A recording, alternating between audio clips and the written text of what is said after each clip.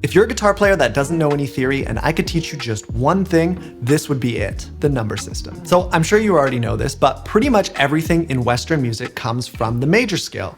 Do, re, mi, fa, sol, la, ti, do. Well, the number system entails giving each one of these notes a number. So we just played a G major scale there, so I will use that as an example. So 1, 2, 3, 4, 5, 6, 7, and then we land back on 1 because that is an octave of G. So now we've got our 7-note major scale, and from this, we can actually quickly figure out all of the chords in the key of G major.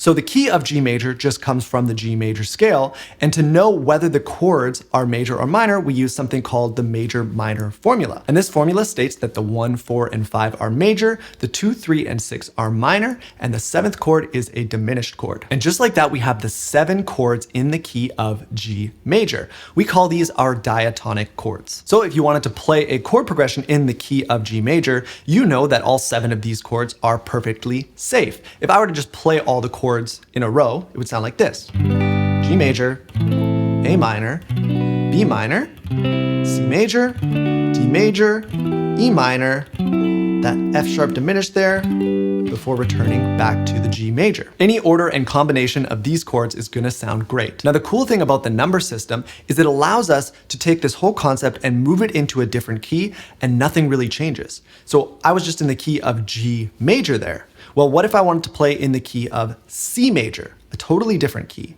Well, I go back to my major scale, specifically my C major scale, and I write out all my notes in that scale. So we would have C, D, E, F, G, A, B, and then we'd end on the C to complete that full octave. Now we just number those notes 1 through 7 and then apply our major-minor formula. And now we know the 1, 4, and 5, so the C, F, and G are all major chords, the 2, 3, and 6, so the D, E, and A are all minor chords, and then that B, number 7, is a diminished chord. Again, I'll play all 7 of these diatonic chords in a row so you can hear how they sound so good together. C major is our 1, D minor is our 2, E minor is our 3, F major is our 4, G major is our 5, A minor is our 6, and we've got that B diminished as our 7, before we return back to the C major. Just about every song you listen to is based on this number system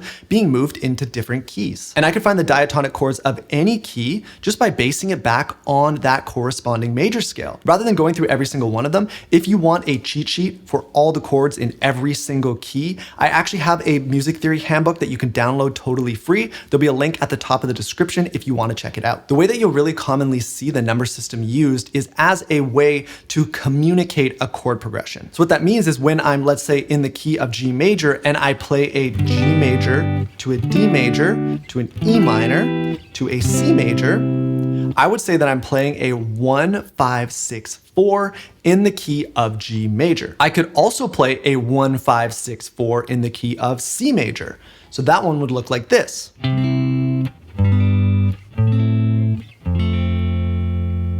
Both chord progressions are technically doing the same thing, they are just in different keys. So they would suit, let's say, like a different vocalist. One would sound better maybe on a male voice and one on a female voice. What you'll notice is that a lot of keys share chords. So in the chord progression we were just looking at, both C and G exist inside of both of these keys. However, they operate differently because in the key of C major, a C is a 1 chord, and a G is a 5 chord, whereas in the key of G major, our C is our 4 chord, and our G is our 1 chord. So even though they're the same chords, they're actually operating differently within the key. That's why those numbers are so important, because they allow you to understand how the chords are actually working inside of each individual key. We even use this number system when we talk about chords that come from outside of the key. We call these non-diatonic chords or borrowed chords. So if we wanted to add a chord to our chord progression that wasn't one of the diatonic chords, we would still be using the numbers. And I'm going to show you how exactly that would work. So let's say we take this chord progression in the key of G major and we play a 1 to a 3 to a 6 to a 4. Okay, so typically in diatonic chord progression, we would play a G major to a B minor to an E minor to a C major. But what I can do is I can actually have my 3 chord, my B, be a major chord. And that would be a non-diatonic chord because for it to naturally occur in this key, it would have to be B minor. So if I played a B major instead,